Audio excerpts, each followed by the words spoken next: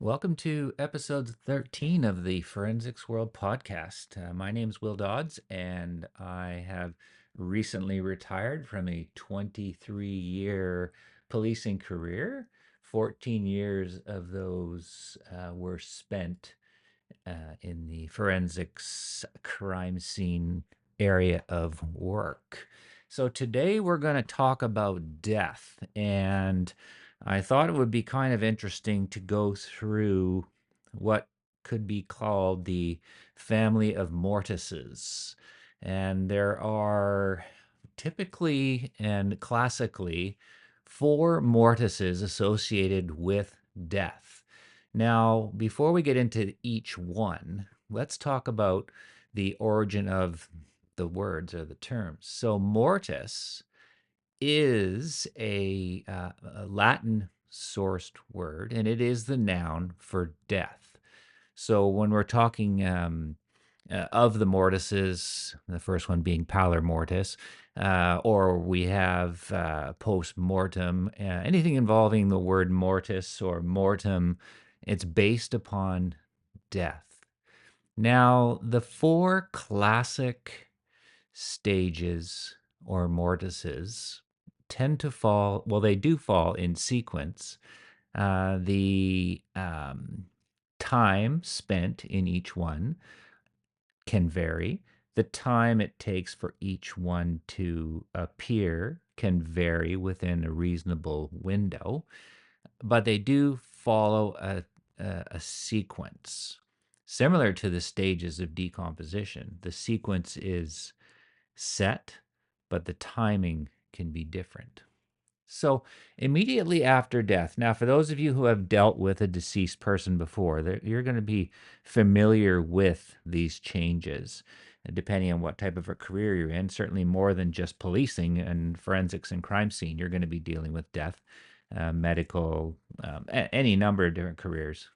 So you could be familiar with these different phenomena.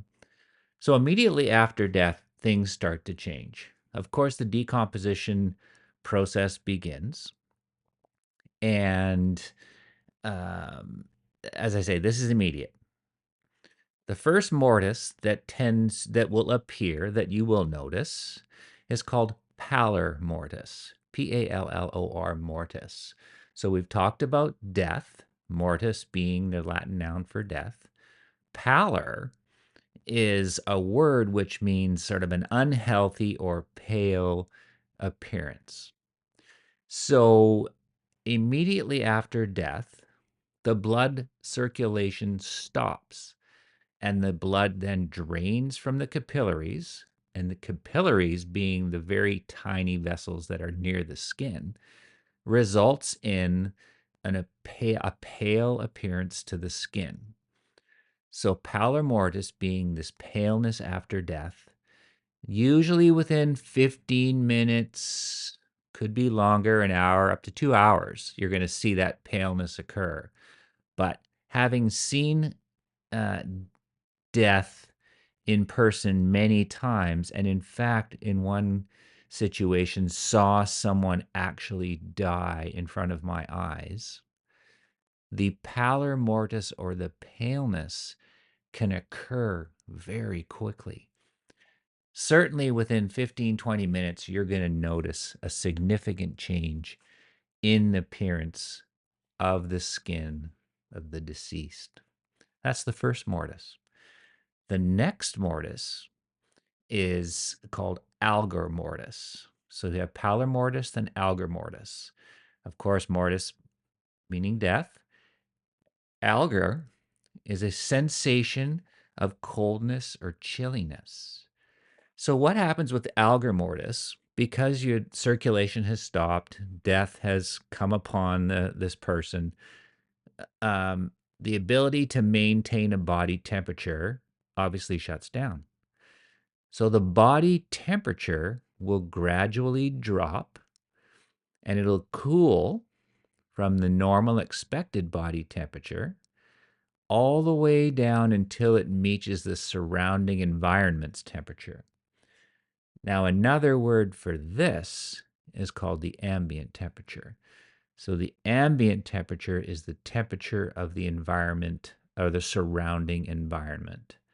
So when you come across a deceased and you touch it, um, even through your latex or your gloves, your latex gloves or whatever kind of gloves you're wearing, you'll be able to feel that coldness, and it's very creepy. Like it just feels wrong, and it almost feels as though it's colder than the surrounding environment. But it's the process of cooling after death. And because your touch is warm, you're going to notice that temperature difference even more significantly. So immediately after death, the skin begins to go pale, pallor mortis. Immediately after death, the body starts to cool and eventually reaches ambient temperature, or the temperature in the environment it's in, algor mortis. Now, the next in the mortis family, is called rigor mortis. Now, this is something that this phrase is commonly used, certainly far more in the general conversations than, say, pallor, algor, livor, any of the other mortises. Rigor mortis is setting in. You see this all the time on TV, or you see it in movies or something along those lines. So rigor mortis, rigor meaning a stiffness, mortis, of course, death. So stiffness and death, rigor mortis. So as the changes within the muscles and the fibers within muscles, um, after death, there's changes. And physiologically, we don't need to get into all that, but just know that things start to stiffen. So when you see and you hear somebody, hey, has rigor mortis set in? Well, that is a process that begins immediately after death. It takes time. It takes maybe, oh, you know, an hour or so, up to 12 hours to become fully set. But rigor mortis does start fairly quickly, and it's noticeable quickly. The process begins immediately after death, but you'll notice it um, after a little while for sure. It starts. You'll notice it in the jaw first, in the face, and it'll spread to the other parts of the body. It'll spread to the arms and the joints, and it just makes the body very stiff. In fact, when rigor mortis is well into its process, probably 6-7 hours in, you could literally use the arms of the deceased as a handle to roll the body over to get a good look at its back of his or her back. So rigor mortis, think of it as like a 24-hour type of a cycle, and starting with a very limp body, moving to a very a full body and a body in full rigor after about 12 hours. And then after about 12 hours, the process goes the other way till about 24 hours, when the body has now come out of rigor. So rigor mortis, the stiffening after death. So now we have the pallor mortis of paleness, the algor mortis, cooling, rigor mortis, stiffening, and the last of the four mortises we'll talk about is called livor mortis. Now, livor is a Latin word which loosely talks about bluish or purplish discoloration. It's certainly often related to skin, mortis being death again. So you're a bluish or purplish discoloration of skin after death. Now, what is livor mortis? Livor mortis is simply the settling of blood within the body to the lowest parts of the body due to gravity. So if you happen to have someone who's deceased and they're um, um, on an angle where they're laying on their back or their stomach, where you're going to see the most obvious livor mortis or discoloration is going to be in the lower extremities. So if the person was laying on an angle, head high, feet low, the feet of the deceased are going to look reddish, purplish, maybe even bluish, as compared to the rest of the body, and lesser so as you go up the body away from the floor in this case, or the lowest point of the body. There's something that we'll talk about in another episode called blanching, which has an effect on how livor mortis appears, and that's due to pressure on a point of the body.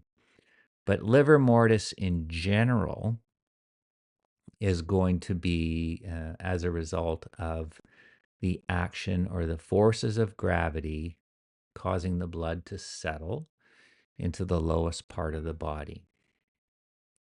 Now, livor mortis is also known as lividity, and livor mortis, lividity, somewhat interchangeable, but we're going to keep to the mortises because we're talking about the mortis family in this case. Livor mortis is visible fairly quickly after death. We're talking by 30 minutes post death, you're going to start to notice this. Absolutely. And what's interesting about livor mortis or lividity as part of an investigation is that about 2 hours in, the lividity will fix, so to speak. It'll start to become more and more permanent. And the body, if it was moved within the first couple of hours, the lividity will change according to where the orientation of the body. But the key here is around 8 to 10, maybe even 8 to 10 hours or so after death, lividity fixes and then becomes permanent. So the lividity would not change even if the orientation of the body changes. So this is crucial when it comes to determining whether you have one crime scene or perhaps two. Is there a spot?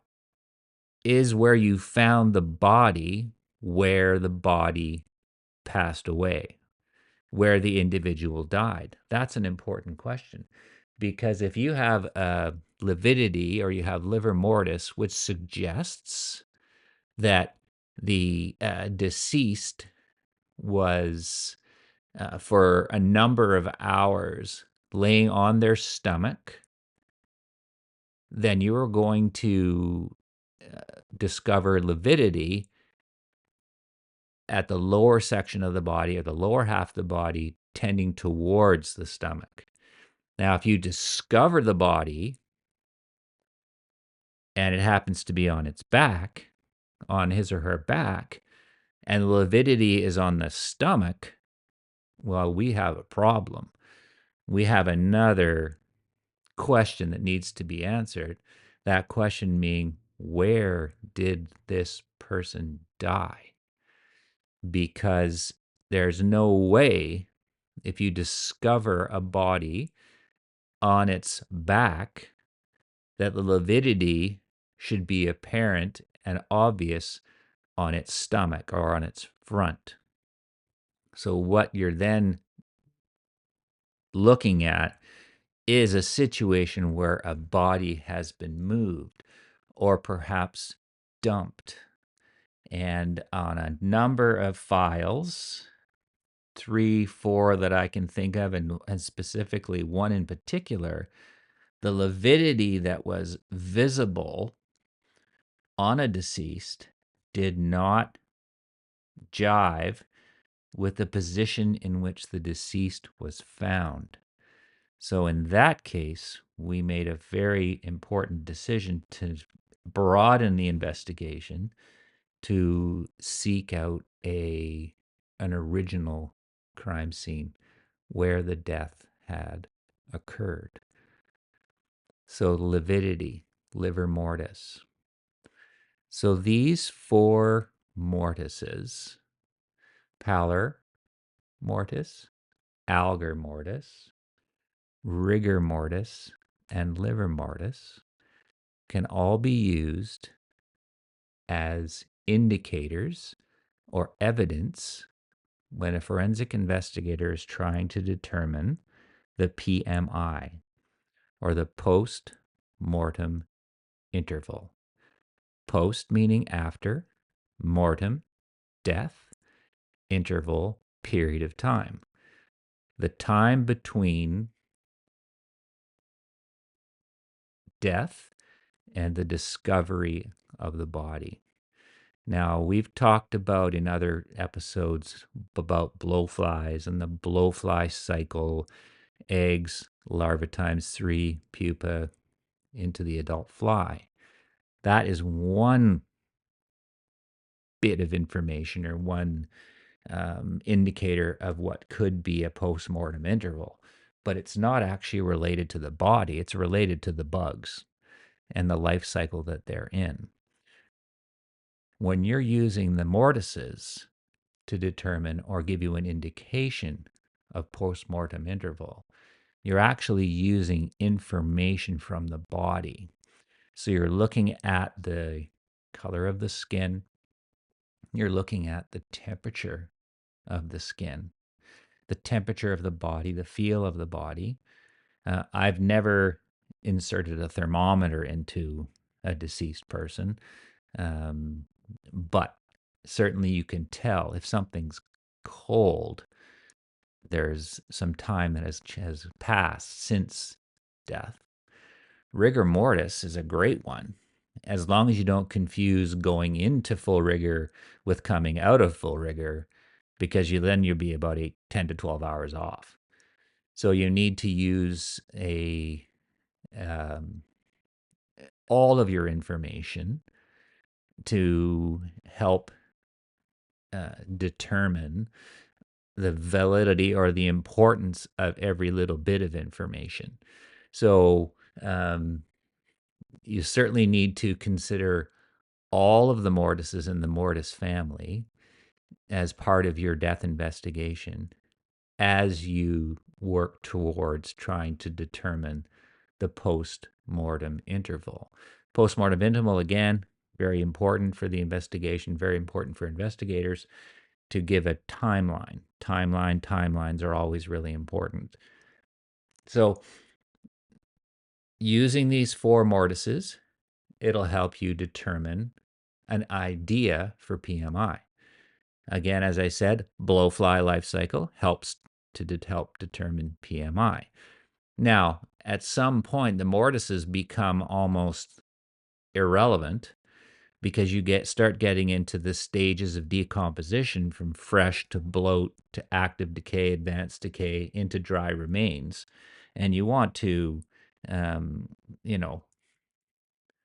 make sure that, well, you won't, the mortises, I say, are not going to be really relevant once you get into the stages of decomposition beyond the first. Because when you start getting into bloat stages, et cetera, the paleness is irrelevant. The coolness is irrelevant. I mean, it's all happened. And you're talking about rigor who had already come and gone.